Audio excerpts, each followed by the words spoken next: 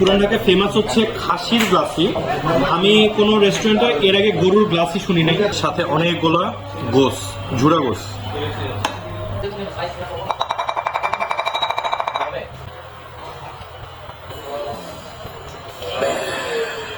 বুদ্ধিমান নল্লি, অনেক মজা।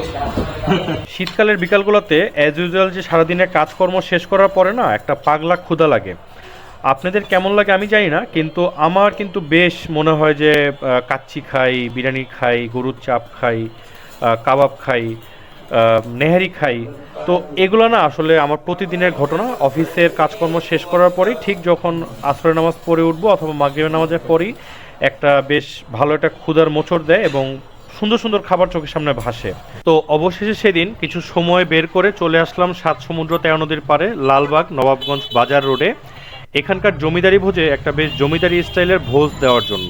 কিন্তু রেস্টুরেন্টের যে লোকেশন এটা একটু চ্যালেঞ্জিং, যেহেতু বাজার এরিয়া তার উপর আবার পুরান ঢাকা, তো সবসময় একটা রিক্সা জটলা পাবেন এখানে। আর সন্ধ্যার পর ভিড়টা মনে হয় একটু বেশি বেড়ে যায়। আর জমিদারি ভোজ রেস্টুরেন্টটা হচ্ছে একটা মার্কেটের 2 তলায়।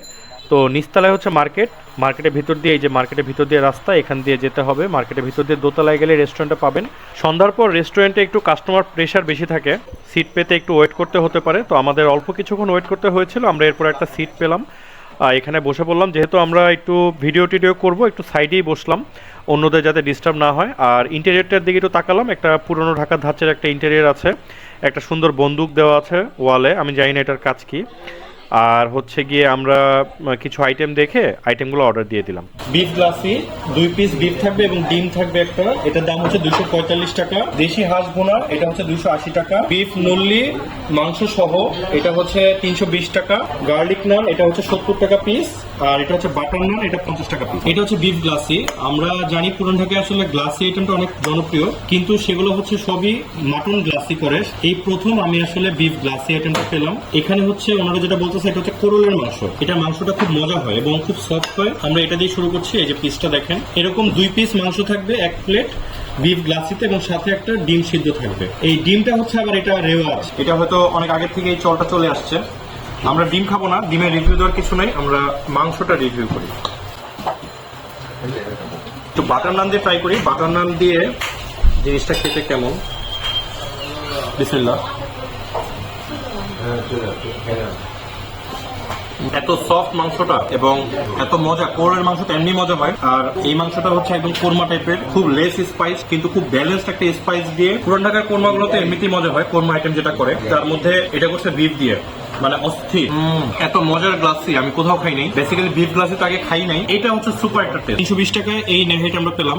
এই যে নেহেরি এরকম একটা পিস পাবেন, আর হচ্ছে সাথে অনেকগুলা গোস, ঝুরা গোস। ঝুরা গোসটা একটু মুখে দিয়ে দেখি কি অবস্থা। মজা।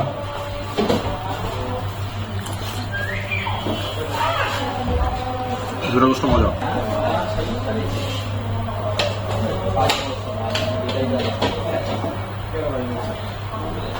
ঝুরা গোসটা বেশ ঝাল এবং যে ঝোলটা দেখতে পাচ্ছেন ঝোলটা কিন্তু বেশ ঘন।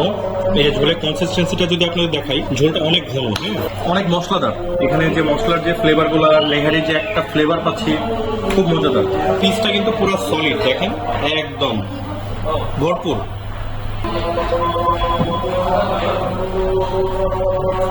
লেহারির মাংসটা খুবই সফট ছিল এবং রক গুলা দেখেন একদম তুলতুলা। জাস্ট চাপ দিয়ে ভাঙবেন আর মুখে চালান করবেন। আমার কাছে বেস্ট লাগছে মাংসগুলো। ঝুরা মাংসটা এত মজা, রুটি দেখে এত জোস লাগতেছে। হ্যাঁ, ঝুরা মাংস দিয়ে শেষ হয়ে গেছে। ভাই ঝুরা মাংস কি রিফিল দেন? নেহারিতে নেহারিটার মধ্যে একটা জমিদারি ভাব আছে। জমিদারি ভাবটা কি, যাই আছে বেশি বেশি। আপনি ধরেন মাংসের সাইজ বেশি, ঝুরা মাংস বেশি, ঝাল বেশি, তেল বেশি, কিন্তু খুবই টেস্ট। 280 টাকার হাঁস ভুনে আমরা পাবো 1 2 3 4 5 6 থেকে 7 পিস হাঁস পাচ্ছি আমরা। এই যে এটা হচ্ছে হাঁসের রান, ছোট সাইজ, কারণ হচ্ছে দেশি হাঁস বললো ওনারা। দেশি হাঁসের মাংস একটু শক্ত হয়, মাংস কিন্তু বেশ শক্ত শক্ত কিন্তু টেস্টি।